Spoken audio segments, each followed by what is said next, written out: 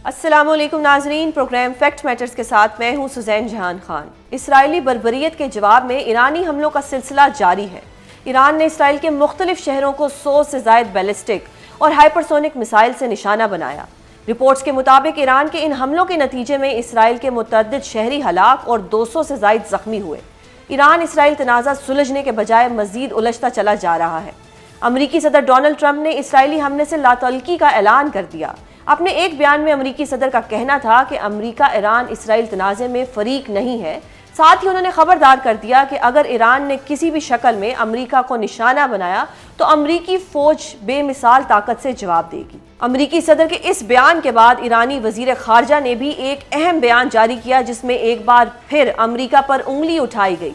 अमरीकी सदर के बयान को मुस्तरद करते हुए ईरानी वजीर खारजा का कहना था कि इसराइल के हमलों में अमरीका बराबर का शरीक है, जिसका उसे खमियाजा भुगतना पड़ेगा।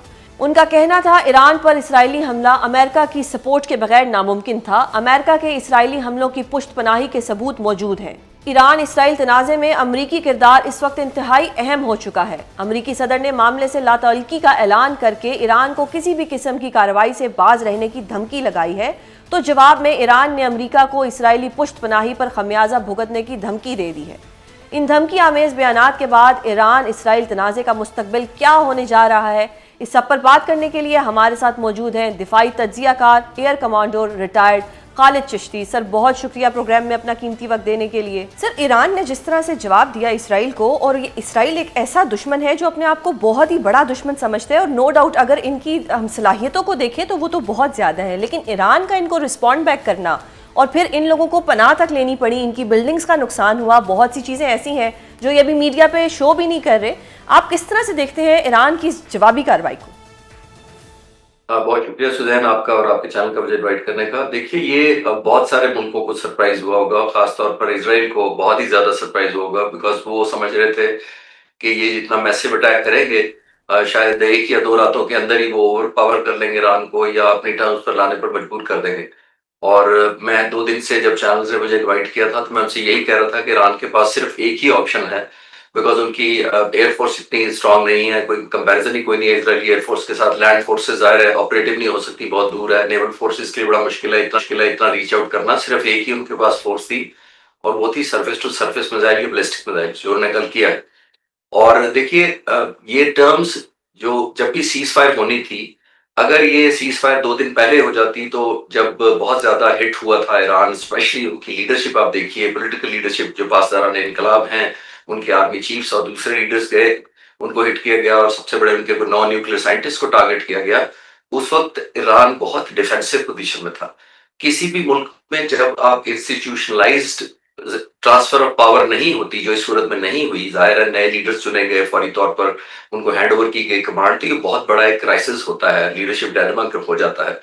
ईरान ने सिर्फ 24 घंटे से भी कम वक्त में इसको ओवरकम किया है।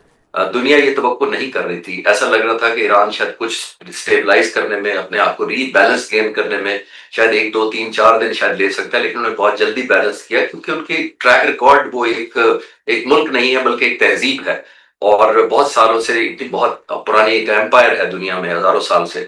तो वो उन्होंने बड़ा जल्दी कम बैक किया। अब ये जो कम बैक किया, इसका जाहिर है असर इसराइल पर 2 फ्रंट पर हुआ है। एक तो उनकी पॉलिटिकल लीडरशिप को बहुत इम्बैलेंस हुई, वो बिकॉज एक्सपेक्ट नहीं कर रहे थे, और दूसरा एक फ्रंट पर हुआ, वो इजरायली जो लोग कॉमन मैन है, वो बिल्कुल कभी तवक्को नहीं कर रहे थे, क्योंकि इसराइल के जो लोग हैं वो इस तरह के ऑफेंस या इनसिक्योरिटी और खौफ में रहने के आदी नहीं है। वो आदत है उनको इसराइल की फौज को कि जाकर अपने मुल्क से बाहर ऐसे ऐसे सर्जिकल स्ट्राइक ऑपरेशंस करे, प्रोहिबिटिव स्ट्राइक्स करे, या इतनी पनिशमेंट दे और एलिमिनेट करे वहां की लीडरशिप को, और बाद में उनको सरेंडर करने पर या कॉम्प्रोमाइज करने पर इस हद तक मजबूर कर दे।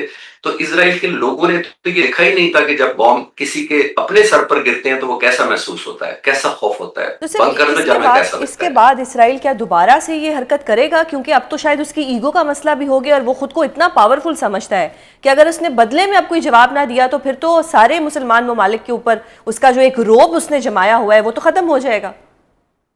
देखिए, जो जोग्राफियाई लिहाज से अगर आप देखें ना, तो ईरान का जोग्राफिया 70 गुना इसराइल से ज्यादा है।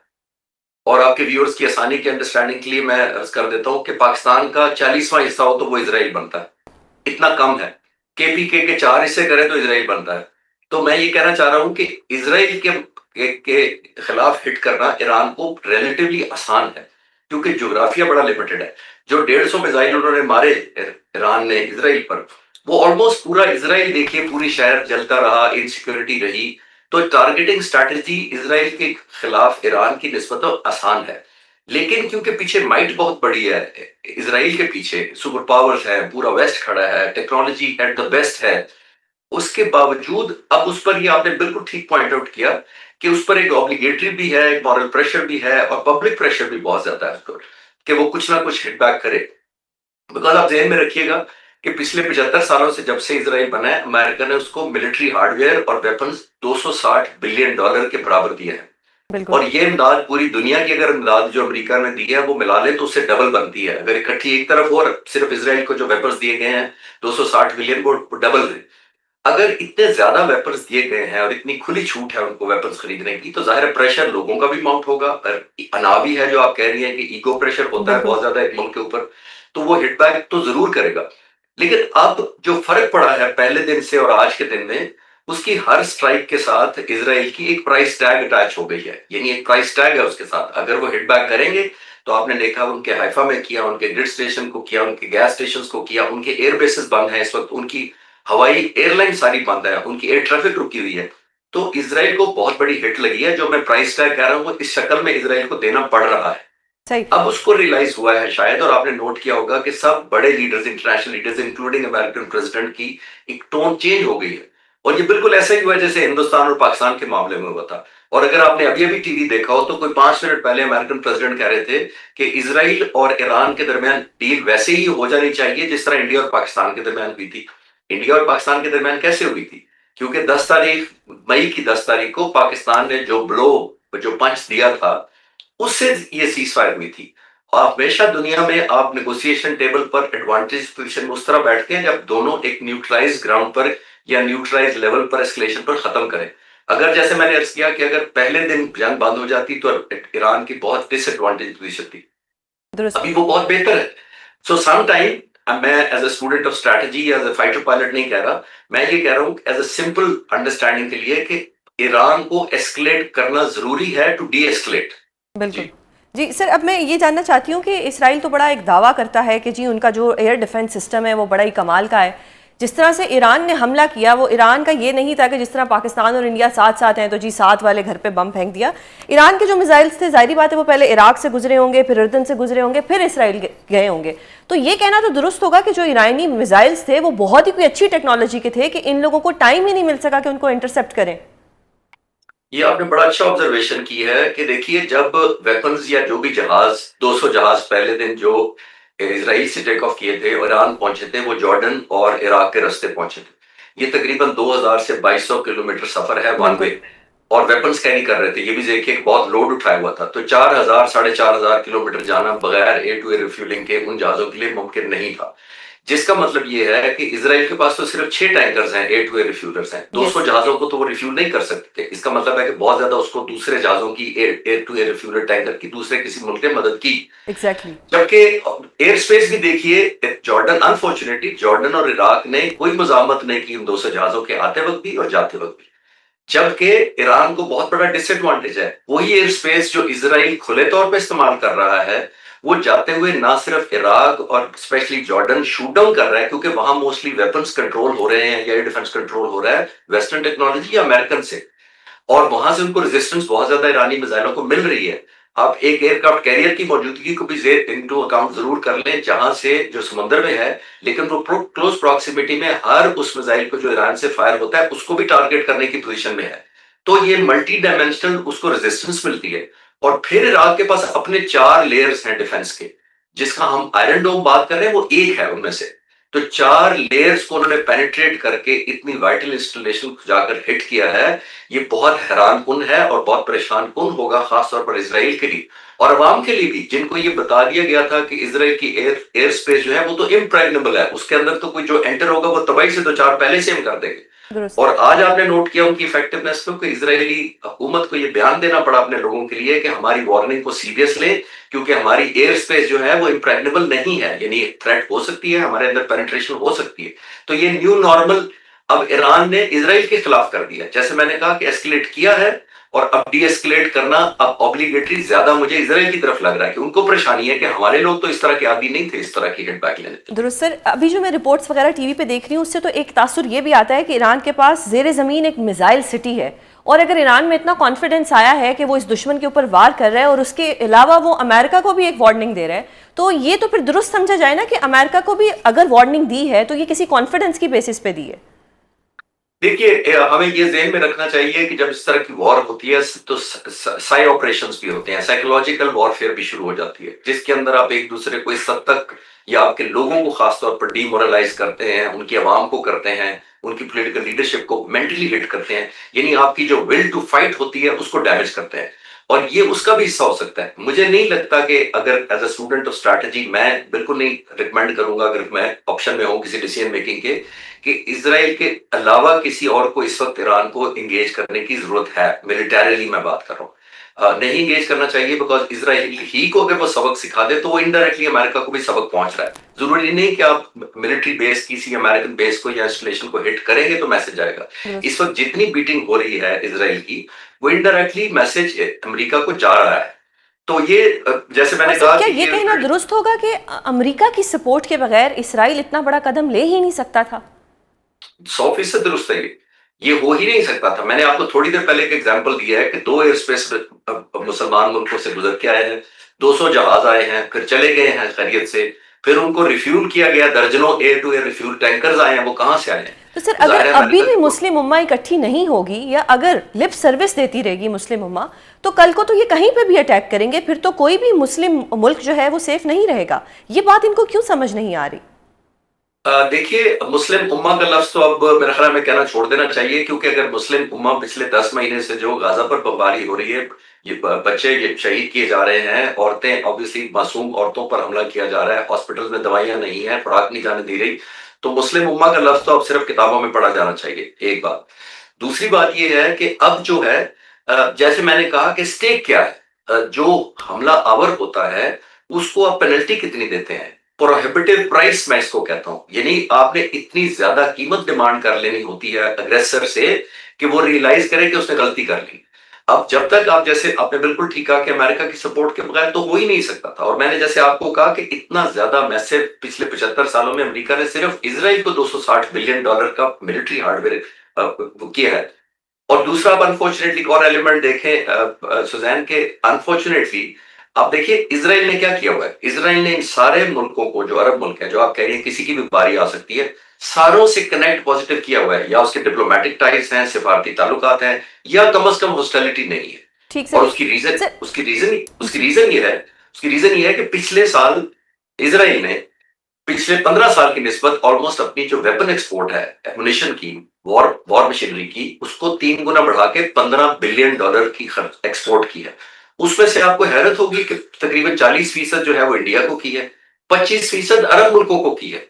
तो अगर इतनी परचेज या खरीदारी हो रही है अरब मुल्कों की तरफ से उनकी इजराइल से, तो ऑब्वियसली आपने नोट किया होगा कि अब वो खुद स्टेक होल्डर दूसरी तरफ के बन गया है। लेकिन आपकी बात बिल्कुल ठीक है कि अगर हम साइलेंट रहे तो ये तो एक वाहिद आवाज है, ये एक वाहिद पावर है इस खित्ते में जो इजराइल को या यूनाइटेड अमेरिका को नेशंस का भी कोई इस पे किरदार हमने नहीं देखा। वो फिर जो गजा में हुआ उस पर भी कुछ भी नहीं हुआ, लिप सर्विस होती रही, और जो अब हो रहा है उस पर भी कुछ नहीं हो रहा। तो फिर क्या होगा? फिर तो सेल्फ डिफेंस जो आर्टिकल 51 है उसका यूनाइटेड नेशंस का, उसके अकॉर्डिंगली तो फिर सब सेल्फ डिफेंस के लिए आएंगे, और फिर अगर इस तरह के मिसाइल इस्तेमाल करने पड़े तो फिर तो सब लोग करेंगे। देखिए, हम जब छोटे थे तो हमने समझा था कि दुनिया में उस वक्त शायद जंगल का कानून है, लेकिन जितने बड़े होते जा रहे हैं तो अब लगता है कि जंगल का कानून शायद उस वक्त कम था, अभी जंगल का कानून ज्यादा है। माइट इज राइट हमने बचपन में पढ़ा था, उसकी समझ नहीं आती थी माइट इज राइट क्या होता है। बड़े हुए हैं तो अब समझ आइए कि माइट इज राइट है, जिसके पास पावर है। यूनाइटेड नेशंस कहाँ है इस वक्त? 75 साल पहले बनी किस लिए थी कि बायलैटरल जो ताल्लुकात हों या मल्टीनेशनल कोई जंगे हों तो वर्ल्ड वॉर 2 की तरह की वर्ल्ड वॉर 3 ना हो। गाजा में यूनाइटेड नेशंस का क्या रोल है, ओआईसी का क्या रोल है, जितनी ऑर्गेनाइजेशन है उनका क्या रोल है? देखिए, दुनिया में मुल्क आपकी हेल्प को नहीं आते जब तक उनकी नेशनल इंटरेस्ट नहीं होते। दुरुस्त सर, बहुत पाकिस्तान ने शुक्रिया। अभी-अभी हिंदुस्तान के साथ इतनी बड़ी जंग लड़ी 4 दिन तक। कौन आया हमारी मुल्क? सब लोग सिंपैथी करते हैं, पॉलिटिकली आप कह देते हैं, डिप्लोमैटिकली ये कंडेम कर देंगे और कह देंगे कि पीसफुल रहें, बहुत बुरी बात है, बहुत बुरी बात है, लेकिन मुल्क कितने आते हैं आपके? तो दुनिया तमाशाई होती है। मैं तो 2-3 कैटेगरीज़ में इनको पूरी दुनिया के लोगों को गिनता हूँ। 2 या 3 मुल्क होते हैं जो डायरेक्ट लड़ रहे होते हैं, इंडिया और पाकिस्तान या इज़राइल, ईरान। बाकी जो फर्स्ट सर्कल होता है, या वो आपके फ्रेंड्स होते हैं या वो आपके एनिमीज होते हैं जो चाहते हैं कि ये साइड गिर जाए या वो साइड गिर जाए। और जो थर्ड और आउटर मोस्ट सर्कल होता है सुजैन, वो होता है जो अपना कारोबारी इंटरेस्ट देख रहे होते हैं। हमारा जहाज कैसा परफॉर्म कर रहा है, हमारा वेपन कैसा बिकेगा, किस मुल्क में क्या कमजोरी है, अगली दफा हमने क्या बेचना है। तो दुनिया बड़ी रुथलेस हो चुकी है, अनफॉर्चुनेटली क्रूअल माइंड हो चुके हैं, जिसके अंदर ह्यूमैनिटेरियन एस्पेक्ट खत्म होता जा रहा है या कम होता जा रहा है, और बिजनेस या कॉर्पोरेट या नेशनल इंटरेस्ट प्रिडोमिनेंट होते जा रहे हैं। बहुत शुक्रिया सर। नाजरीन, वफाकी हुकूमत ने बजट पेश किया तो अपोजिशन जमातों ने इसे अवाम दुश्मन बजट करार देते हुए मुस्तरद कर दिया। पाकिस्तान पीपल्स पार्टी ने बजट के खिलाफ मुल्क गिर एहतजाज का भी ऐलान कर रखा है, लेकिन इस सब के बावजूद वजीर आजम शहबाज शरीफ कहते हैं कि बजट में अवाम पर कोई बोझ नहीं डाला गया। यानी हुकूमत इस बजट को अवाम दोस्त बजट साबित करने में लगी हुई है और अपोजिशन मुसलसल इस बजट को अवाम दुश्मन बजट कह रही है। लेकिन अवाम इस बजट को कैसे देखती है, ये जानने के लिए अवाम का रुख करते हैं और आपको दिखाते हैं अपने नुमाइंदे मुर्तजा रॉय का ये खसूसी पैकेज। बजट में सिर्फ अशराफिया को नवाजा गया और गरीब अवाम के लिए टैक्सेस में इजाफा क्यों? इस्लामाबाद के शहरियों ने बड़े सवालात खड़े कर दिए। बेशतर शहरियों ने बजट को सख्ती से मुस्तरद कर दिया। कहा, गरीब आदमी का इस बजट में कोई ख्याल नहीं रखा गया, सिर्फ अमीरों को फायदा दिया गया। तनख्वाहें सिर्फ बड़े अफसरान की बढ़ाई गई हैं, मजदूर और निचले तबके का कोई पुरसाने हाल नहीं। कोई रिलीफ नहीं है। सब बजट अमीरों के लिए होएगा, लेकिन गरीब के लिए कोई यानी कि बजट वगैरह कोई नहीं रिलीफ मिल रहा है हम लोगों को। गरीबों के लिए तो कोई रिलीफ नहीं है। लिहाजा ये है कि सरकारी मुलाजमों के लिए, सरकारी मुलाजमीन के लिए उनको रिलीफ मिला है, उनकी तनख्वाहें बढ़ी हैं। शहरियों ने कहा कि महंगाई पहले ही कमर तोड़ चुकी है और अब ये बजट रही सही कसर भी निकाल देगा। खास तौर पर पेट्रोलियम लेवीज पर शहरियों ने सख्त तहफ़्फ़ुज़ात का इजहार किया। जो भी कुछ इन्होंने किया, इन्होंने अपने लिए किया। मजदूर के लिए 10% बढ़ाया है, अपने लिए 600% बढ़ाया है। अब वज़ीर आज़म साहब कहते हैं कि मुझे पता नहीं है, वो मंजूरी के बगैर उनकी तो सवाल ही पैदा नहीं होता। जब पेट्रोल की प्राइस बढ़ती है तो सारी चीज़ें ऑटोमेटिकली बढ़ेंगी, तो किराए भी बढ़ेंगे और गरीब बेचारे गरीब की दिहाड़ी तो आगे नहीं लग रही। ये बजट बज़ाहिर मुआशी इस्तेहकाम की कोशिश है और हुकूमत बजट को तरक्की का रोड मैप करार दे रही है, लेकिन अवाम हुकूमती मंतक के बरक्स बजट को एक ऐसा खाका समझ रहे हैं जो सिर्फ अशराफिया के मफादात का मुहाफिज है। कैमरामैन मंसूर आलम के साथ मुर्तजा राय, फैक्ट मैटर्स, इस्लामाबाद। बजट पर अवामी राय आपने जानी, अब आप खुद फैसला कर सकते हैं कि बजट अवाम दोस्त है या अवाम दुश्मन। हमारे साथ मौजूद एक ऐसे गेस्ट हैं कि जिनकी जमात ने इस बजट के खिलाफ एहतजाज का ऐलान कर रखा है। उनसे जानेंगे कि उनको बजट से क्या मसाइल हैं। हमारे साथ मौजूद हैं पाकिस्तान पीपल्स पार्टी के मरकजी सेक्रेटरी इत्तलात नदीम अफजल चंद। सर, बहुत शुक्रिया प्रोग्राम में अपना कीमती वक्त देने के लिए। सर, बजट की अगर बात करें तो काफ़ी दिनों से हम बजट पे ही डिस्कशन कर रहे हैं कि ये बजट गरीबों के लिए तो एक ऐसा बजट है कि गरीब तो सुन के उसकी चीखें निकल गई। फिर जो थोड़ा बहुत सैलरी क्लास को रिलीफ दिया गया था वो भी सुना है कि अब वापस हो गया है। वफाक के बजट को आप किस तरह से देखते हैं? देखें, गरीबों के लिए तो एक ही बजट में सबसे अहम चीज़ है जो बेनज़ीर इनकम सपोर्ट प्रोग्राम का पैसा में बढ़ाया है। वो यकीनन एक सोशल शहीद मोहतरम बेनज़ीर भुट्टो का ख्वाब था और जनाब आसफ अली ज़रदारी ने उसको अमली जामे पहनाया और पीपल्स पार्टी का एक ही मनसूबा है जो पूरी दुनिया में। उसके अलावा तो इस बजट में गरीब के लिए है कुछ भी नहीं। गरीब के लिए देखें, तनख्वाहदार तबका रो रहा है, जो तनख्वाहें ले रहे हैं उनके ऊपर टैक्स है, जो टैक्सों से नीचे जिसका है उसका तो बढ़ाई किसी ने नहीं। जॉब अपॉर्चुनिटीज़ आप ख़त्म कर रहे हैं गवर्नमेंट लेवल पे और प्राइवेट सेक्टर भी सुकड़ रहा है। और अगर प्राइवेट सेक्टर फैल रहा होता तो कोई एग्रीकल्चर सेक्टर में भी आपने जॉबलेस लोगों को कर दिया। लोगों को समझ नहीं आती जब हम कहते हैं ना कि ज़राअत को तबाह कर रहे हैं आप। ज़राअत जब लोग ज़मीनें बेचने पे मजबूर हो जाए ना, पूरी दुनिया में आप जाएं, एग्रीकल्चर सेक्टर कहीं भी खुशहाल बहुत कम ममालिक में है, लेकिन रियासत की गवर्नमेंट की एक पॉलिसी होती है कि उसका जो ज़मींदार तबका है वो ज़राअत छोड़े ना, वो ज़राअत ज़मीनें बेच के शहरों की तरफ ना चला जाए, सारा प्रेशर शहरों पे ना आए और काश्तकारी कोई। फूड सिक्योरिटी बहुत बड़ा इशू होता है और पाकिस्तान का इस वक्त नेशनल सिक्योरिटी से भी बड़ा इशू फूड सिक्योरिटी है। बिल्कुल। और अभी आप जाके देख लें, आप आजकल सब्जियां हम अपने माल मवेशी को खिला रहे हैं। हमारा जो मुल्क है इसको एक ज़राई मुल्क समझा जाता है। अब ज़राअत के लिए 4 अरब आपके क्या लगता है जस्टिफाइड है या नहीं, मजीद होना चाहिए था या ये भी नहीं होना चाहिए? देखिए, ज़राअत में जो हमारी फसलें हैं वो तो इनके अपने इकनॉमिक सर्वे के मुताबिक 11%, 13%, 14%, कई फसलें कम हो गई हैं और ज़री ज़मीनें हमने हाउसिंग सोसाइटियों को दे दी हैं और जो हमारे आम के बागात थे वो भी हाउसिंग सोसाइटियाँ ले गई और जो इस्लामाबाद, रावलपिंडी, गोजरावाला, इवन बड़े शहरों के दरमियान जो फूड बास्केट्स थी वो सारी हाउसिंग सेक्टर को हमने दे दी। अब ज़राअत के पेशा जो MPMNAs होते थे जिनके सिर्फ ज़राअत पेशा होता था, उनकी जगह भी इंडस्ट्रियलिस्ट आ गया सियासत में भी पैसे के बलबूते पर। बिल्कुल। तो ज़राअत का तो अल्लाह माफ़ करे बेड़ा गर्क की कर दिया है हमारी इस जो अशराफिया क्लास है। अब एक कैपिटलिस्ट सोसाइटी है, एक सरमायादाराना निज़ाम आ गया हमारी सियासत के अंदर भी, पार्लियामान के अंदर भी, डिसीजन मेकिंग में। उसने पैसा लगा के अपना वो क्राइसिस के अंदर भी पैसा कमाता है।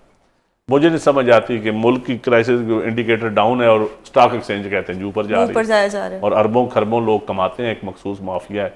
क्या ऐसा मुमकिन है कि पीपल्स पार्टी और PTI इकट्ठी हो जाए और ये हुकूमत को गिराने में देखिए, मैं समझता हूँ किसी 2 जमातों या 3 जमातों के इकट्ठे होने से मसला हल नहीं होगा। इस वक्त जो हम क्राइसिस में हैं, सारी सियासी जमातों को इकट्ठा होना पड़ेगा। सबसे बड़ा इंटरनेशनल क्राइसिस है हमारे सामने, उसके बड़ा फूड सिक्योरिटी का क्राइसिस है हमारे सामने, उससे आगे हम आवाम की आबादी बढ़ रही है हमारी और वसाइल हमारे कम हो रहे हैं, ये सबसे बड़ा क्राइसिस है। क्लाइमेट चेंज का सबसे बड़ा क्राइसिस है। आपके अंदर मजहबी महंगी का फुकदान है हमारे मुल्क में, ये सबसे बड़ा क्राइसिस है और ये पॉलिटिकल फोर्सेस ख़त्म कर सकती हैं। अदल का ना होना हमारे अंदर क्राइसिस है। ये 4-5 क्राइसिस हैं जिस पे पॉलिटिकल फोर्सेस, लीडरशिप सारी जमातों की अगर एक टेबल पे नहीं बैठेगी तो इस वक्त जो हमारे पड़ोस में ईरान के साथ हो रहा है, जो इस वक्त हमारे अफ़गानिस्तान में हो रहा है, खुदा न खास्ता अगला टारगेट हम जिस तरह वज़ीर दिफा ने कहा है, तो पाकिस्तान के लिए भी कोई अच्छी खबरें नहीं हैं। तो उन अच्छी खबरों से निपटने के लिए, बुरी खबरों से निपटने के लिए मैं समझता हूँ कि हमारी पॉलिटिकल फोर्सेस को इकट्ठा होना पड़ेगा। सर, अगर अब मैं सिंध बजट की बात करूँ तो इस बजट को आप किस तरह से देखते हैं? वफाक के बजट में ऐसा क्या है जो सिंध बजट में है और बेहतर है? लेकिन सबसे बेहतर है कि सिंध में हेल्थ का एक सिस्टम आ गया। दूसरा, सिंध में जो लोग कहते थे कि हम 40-40, 50-50 लाख घर बनाएंगे, पीपल्स पार्टी ने सिंध में घर बनाकर दिखा दिए। 21 लाख के करीब घर बन गए और थर के अंदर जो आप देख लें तरक्की, पब्लिक प्राइवेट पार्टनरशिप के ऊपर जो हमारे मंसूबे हैं, ट्रांसपोर्ट का, सड़कों का, जो हाईवेज़ के ऊपर, जो नहरों की लाइनिंग के ऊपर, ये सिंध का कामयाब मॉडल है, ये किसी और जगह पे नहीं है। लेकिन सर, सिंध का एक इशू अगर मैं बात करूँ तो घोस्ट स्कूल्स भी थे, जहाँ पे स्कूल्स तो थे लेकिन उनके अंदर टीचर सैलरी भी ले रहे थे पर बच्चे वहाँ नहीं पढ़ रहे थे, ये मसला आया। देखें, घोस्ट हॉस्पिटल्स भी बने जहाँ पे डॉक्टर्स नहीं थे, बेड्स वगैरह रखे हुए थे और उनको सैलरीज भी मिल रही थी, तो ये कब तक चलता रहेगा? नहीं, ये अब नहीं चलेगा। अब आप पॉइंट आउट कर लें, अब नहीं है ऐसा। सही, पीपल पार्टी की भी तीसरी गवर्नमेंट है वहाँ सूबे में, लेकिन ये उससे पहले होता था और यकीनन एक हिस्टोरिकली सिंध सबसे बैकवर्ड सूबा था और सिंध में मैं समझता हूँ कि इस वक्त अल्लाह के फजल करम से सिंध के चीफ मिनिस्टर या उनकी कैबिनेट या बेहतर जा रहे हैं, सबसे बेहतर परफॉर्म कर रहे हैं। और सर, आप किस तरह से पंजाब के बजट को आता हुआ देखते हैं? देखिए, पंजाब में चीफ मिनिस्टर बज़ाहिर तो जो हम सोशल मीडिया पे देखते हैं या टीवी पे, वो तो बड़ी मेहनत कर रही हैं, नो डाउट, लेकिन देखना ये है कि नीचे डिलीवर क्या हो रहा है। लैपटॉप स्कीम, बाइक स्कीम, धी रानी प्रोग्राम, चिल्ड्रन हार्ट सर्जरी, बहुत ज्यादा उन्होंने प्रोग्राम दिए हैं, बहुत ज्यादा प्रोग्राम दिए हैं, लेकिन ग्राउंड पे क्या है? यही आपसे ग्राउंड पे पब्लिक को देखें, अगर तो स्कूल में बच्चे जो हैं वो 2.5 करोड़ से कम हो गए हैं। अगर तो हेल्थ सिस्टम आप प्राइवेटाइज आपने कर दिया, BHU आपने बंद कर दिए, अरबों रुपया लगाया है पहले रेनोवेशन पे, फिर आप BHU प्राइवेटाइज कर रहे हैं, स्कूल आप रैशनलाइजेशन के नाम पे प्राइवेटाइज कर रहे हैं, नया एक कंपनी बना के उनके हवाले स्कूल कर रहे हैं। तो अगर हुकूमतों का काम सेहत और एजुकेशन भी निकल जाए तो क्या हुकूमतों ने सिर्फ सड़कें बनानी है? वो भी कम से कम आप पब्लिक प्राइवेट पार्टनरशिप पे बना दें। गवर्नमेंट का क्या काम है सिर्फ सड़कें बनाना? गवर्नमेंट का काम है पानी देना, हॉस्पिटल तहफ़्फ़ुज़ देना, एजुकेशन देना, अस्पताल इलाज देना। इलाज भी आपने आउटसोर्स कर दिया, एजुकेशन आपने प्राइवेट सेक्टर आउटसोर्स, महंगी तालीम सरमायादारों के हाथों में दे दी। तो मैं समझता हूँ ये पॉलिसियाँ नहीं है। और एग्रीकल्चर को आपने तबाह बर्बाद कर दिया पंजाब में स्पेशली। लेकिन सर, हो सकता है उनकी सोच ज़रा ज़्यादा ही रॉयल सोच हो चलो पीएम हाउस का खर्चा भी बढ़ गया, करोड़ों में आ गया, पीएम ऑफिस का भी बढ़ गया, गार्डन के पैसे भी बढ़ गए, 9 करोड़ की गाड़ियां भी आ गई। तो ये एक रॉयल सोच है और वो शायद अवाम को चाहते हैं कि अवाम भी रॉयल सोचे। कारोबारी जब हुक्मरान बनते हैं ना, ताजर जब हुक्मरान बनता है तो यकीनन तबाही तो आती है। ठीक है। और ताजरों का हुक्मरान बन जाने से वो हर चीज़ पैसे से सोचते हैं।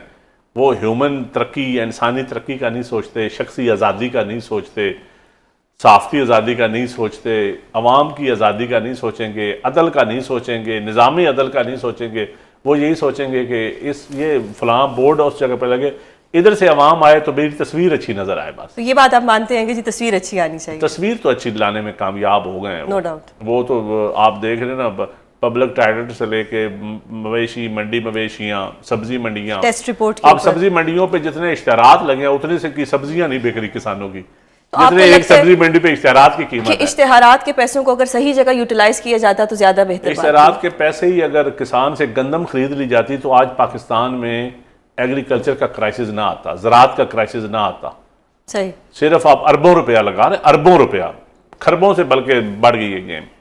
जो आप सरकारी इश्तेहारात, जो सोशल मीडिया पे इश्तेहारात, और ऊपर से आप कानून ला रहे हैं कि कोई पूछ भी ना सके, ऐसा नहीं होता। सहाफियों पे भी कानून आ रहा है सर, जितना जुल्म हो नहीं, सकता है मैं किया जा समझता रहा है। हूँ नहीं, जितना आप दबाएंगे उतनी चीजें उभरेंगी। उभरेंगी तो वो गिरफ्तारियां वगैरह जो होती हैं उसका फिर आप क्या करेंगे? गिरफ्तारियां होती चंद साहब हमारे पीछे होंगे हमें सपोर्ट करने इंशाल्लाह के लिए। हम सर अभी रिसेंटली एक इलेक्शन हुआ संबड़ियाल में, जिसमें आपने कहा कि ना हमें वोट मिलेगा ना किसी और को मिलेगा, फिर भी वो जिन्होंने जीतना था वो जीत गए। ये कहाँ से आते हैं? देखें, सरकारी मशीनरी के जरिए वो इलेक्शन जीते हैं यकीनन, और मैं समझता हूँ कि इससे हमारे इलेक्शन कमीशन, हमारे निज़ाम इलेक्शन पे बड़े सवालात उठते हैं। तो सवालात तो सर फिर 9 फरवरी से उठ रहे हैं।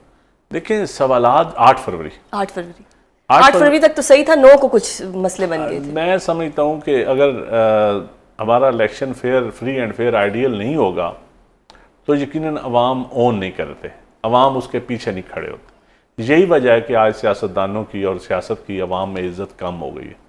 सिर्फ अवाम समझते हैं कि ये मेरा नुमाइंदा है, ये मेरे वोट के ज़रिए नहीं आया। तो अवाम क्यों नहीं देख लें, अब अवाम इररेलेवेंट होते जा रहे हैं, अवाम बिल्कुल सियासत से बेजार होते जा रहे हैं। उसकी वजह यह है कि अवाम समझते हैं कि हमारा वोट जो है उसकी प्रॉपर रखवाली नहीं है, वोट की कीमत नहीं है, वोट की अहमियत नहीं है। तो मैं समझता हूँ कि जब अवाम के जहन में ये बात आ जाए तो फिर हम हुक्मरानों को सोचना चाहिए। ये तो पुराने चेहरे थे ना जो बार बार रिपीट हो रहे हैं, कभी मतलब वालिद आता है, फिर कभी बेटी आती है, इस तरह की रिपीटिशन हो रही है। मोहतरम बिलावल जो है एक मतलब बेनज़ीर साहिबा के वो बेटे हैं और बहुत अच्छी तालीम रखते हैं। इस वक्त पाकिस्तान का जो एक मुकदमा है वो पूरी दुनिया में उसको लेके चल रहे हैं और बड़ा अच्छा एक परफॉर्मेंस दे रहे हैं। आप उनको प्राइम मिनिस्टर बनता हुआ देख रहे हैं? देखें जी, मैं तो बिल्कुल देख रहा हूँ कि पाकिस्तान पीपल्स पार्टी के अलावा मॉडरेट, प्रोग्रेसिव, लेफ्ट माइंडेड या जो एग्रीकल्चर क्लास, लेबर क्लास, जो मजदूर तबका है, इनके पास और कोई जमात नहीं है। अगर ये सारे आपकी पुरानी जमात है ना, वो उसका लीडर अभी जेल में बैठा है। नहीं, देखें, मेरी पुरानी जमात पाकिस्तान पीपल्स पार्टी है और मैं समझता हूँ कि वो दरमियान में मैं कोई डेपुटेशन पे गया था। सही। तो शुक्र अल्हम्दुलिल्लाह वापस अपनी जमात में आ गया हूँ।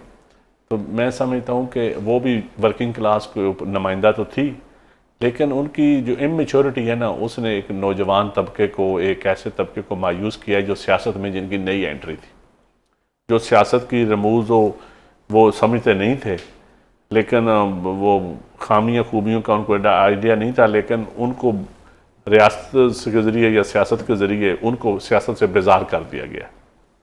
ये पाकिस्तान के साथ एक ज़्यादती है और इसमें PTI मैं समझता हूँ ज़िम्मेदार है पूरी। सही। उनको एक अपनी पॉलिसी जो है बड़ी फ्री एंड फेयर इंस्टीट्यूशन बनाना चाहिए था। जो अवाम एक सोचती है कि पॉलिटिकल पार्टी एक इंस्टीट्यूशन बने, अलमिया यह है कि हमारी पार्टियाँ इंस्टीट्यूशन नहीं बन पा रही और अवाम समझती है कि जमहूरियत पॉलिटिकल पार्टीज़ के अंदर होनी चाहिए और उस जमहूरियत का भी पॉलिटिकल पार्टीज़ के अंदर फुकदान है। ये ऐसी चीज़ें जो अवाम को इस निज़ाम से दूर करती हैं, अवाम ओन नहीं करती, अवाम पीछे नहीं खड़ी होती, पब्लिक को फिर उम्मीदें ख़त्म हो जाती हैं, नौजवान तबका मायूस होता है, सियासत से मायूस होता है और वो फिर दूसरे रास्तों पे चल पड़ता है। या उसको मैं समझता हूँ वो सिस्टम से जब निकलते हैं लोग तो वो नेगेटिविटी ज़्यादा क्रिएट होती है और वो उसका मुल्क को फ़ायदा नहीं होता। मुल्क को फ़ायदा नहीं होता। बहुत शुक्रिया चंद साहब प्रोग्राम में अपना कीमती वक्त देने के लिए। हमें ज्वाइन किया है रऊफ़ हसन साहब ने। सर बहुत शुक्रिया प्रोग्राम में अपना कीमती वक्त देने के लिए। सर, रिसेंटली खान साहिब की एक ट्वीट आई थी कि जो बजट है वो मुझसे मुशावरत के बगैर पेश नहीं किया जाएगा। फिर किस तरह से गंडापुर साहिब ने ये बजट पेश कर दिया? Thank you Suzanne. खान साहब की मर्जी के बगैर कुछ नहीं होता जी। खान साहब की अप्रूवल होती है तो फिर सब कुछ होता है। अगर बजट पेश हुआ है तो उसमें खान साहब की अप्रूवल होगी। अगर कोई इस किस्म की सिचुएशन हो जहाँ के खान साहब ने किसी बात के ऊपर मना किया हो तो फिर वो हमारे इल्म में होती है और उसको बकायदा नोटिफाई किया जाता है। तो अगर बजट के पी असेंबली में पेश हुआ है तो लाजमी बात है उसमें खान साहब की अप्रूवल होगी। तो सर, गंडापुर साहिब की तो मुलाकात नहीं हुई खान साहिब से, तो फिर किस तरह से मुशावरत के बगैर किस तरह से उन्होंने ये बजट पेश कर दिया, हम ये जानना चाह रहे हैं।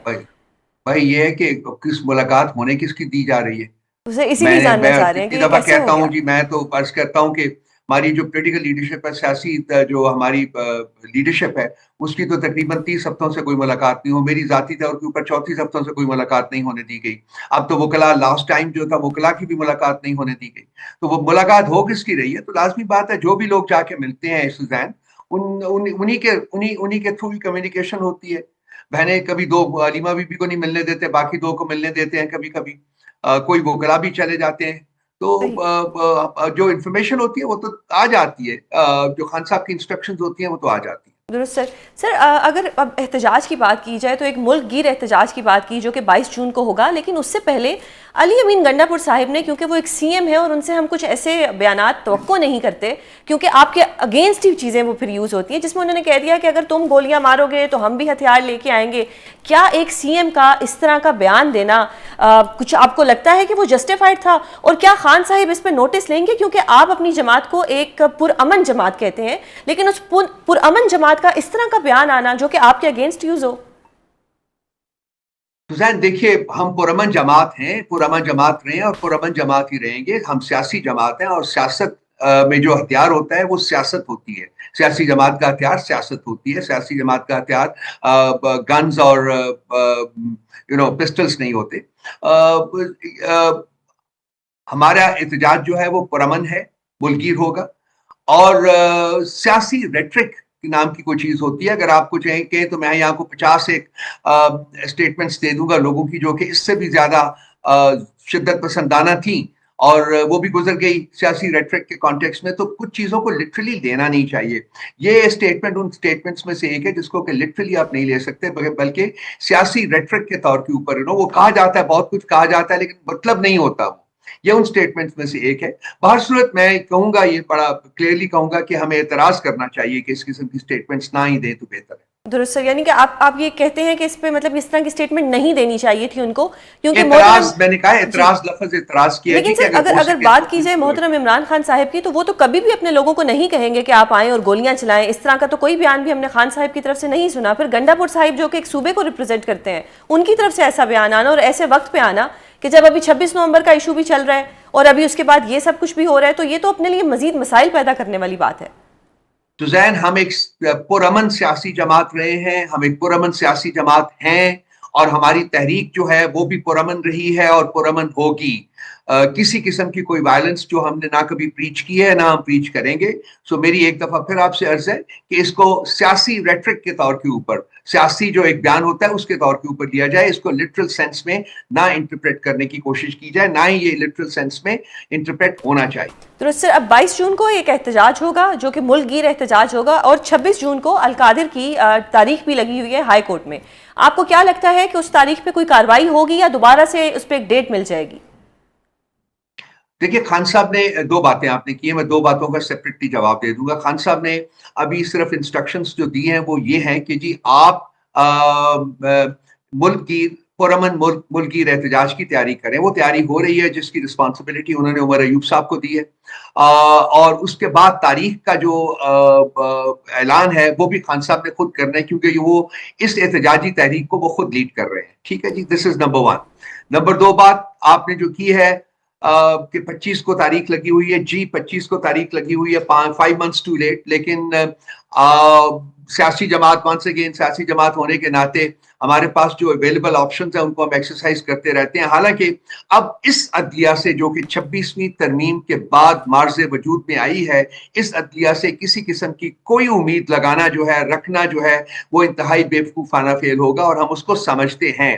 ये तारीख भी आपको पता है जैसे लगवाई गई है, उसके लिए हमें बाकायदा तौर के ऊपर 2-3 दफा जाना पड़ा हाई कोर्ट, हमारे पार्लियामेंटेरियंस को जाना पड़ा और उसके बाद है, लेकिन पिछली तारीखें जो थी उसके ऊपर कोई किसी किस्म की कोई सब्सटेंटिव प्रोसीडिंग्स करने के बगैर उनको आगे कर दिया गया। तो हम उम्मीद तो रखेंगे, ये नहीं हम कहेंगे जी कि हमें उम्मीद नहीं है, लेकिन बहुत मध्यम उम्मीद है, क्योंकि ये जो अदलिया है, ये अदलिया इंसाफ देने के लिए नहीं बनाई गई, बल्कि ये अदलिया जो है ये इंसाफ ना देने के लिए बनाई गई। तो सर, ये तो आपका अदलिया से गिला था। अब जो वफाकी बजट आया इसको पीटीआई मुस्तरद कर चुकी है, आपको क्या लगता है कि ये जो बजट है इसकी मंजूरी का रास्ता क्या पीटीआई रोक सकेगी? क्योंकि इस वक्त पीपल्स पार्टी भी इस बजट के खिलाफ है, तो क्या आप दोनों जमातें मिलकर ये बजट रोक सकते हैं?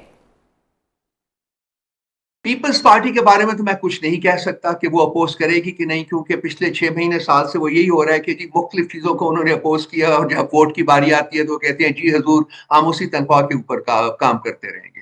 तो वो उनके बारे में तो मैं नहीं कह सकता। हाँ, मेरी अपनी उम्मीद यही है कि वो फिर वही दोगलापन जो है उसको अडॉप्ट करेंगे। नहरों के ऊपर आपको पता है रिसेंटली और भी बहुत सी चीज़ों के ऊपर वो पॉलिटिकल स्टेटमेंट्स देते रहते हैं जो कि हवा में उड़ जाती हैं जब उनके ऊपर अमल करने का वक्त आता है। तो यही एक दोगलापन उनका जारी रहेगा। जहां तक पीटीआई का सवाल है, असूली फैसला हमने किया है, ये बजट अवाम के मुफाद में नहीं है, गरीब आदमी के मफाद में नहीं है, पिसे हुए आदमी के मफाद में नहीं है, फाका ज़दा आदमी के मफाद में नहीं है। ये अमीरों का बजट है, एलीट का बजट है। एलीट कैप्चर जो इस मुल्क में हुई है उसको फर्दर परपेचुएट करने की कोशिश की जा रही है। इसको हम रिजेक्ट कर चुके हुए हैं और हमारा वोट भी हमारी रिजेक्शन के मुताबिक हो। बहुत शुक्रिया सर प्रोग्राम में अपना कीमती वक्त देने के लिए। नाजरीन, प्रोग्राम का वक्त ख़त्म होता है। अगले हफ्ते आपसे दोबारा मुलाकात होगी। अपना बहुत ख्याल रखिएगा। अल्लाह हाफ़िज़।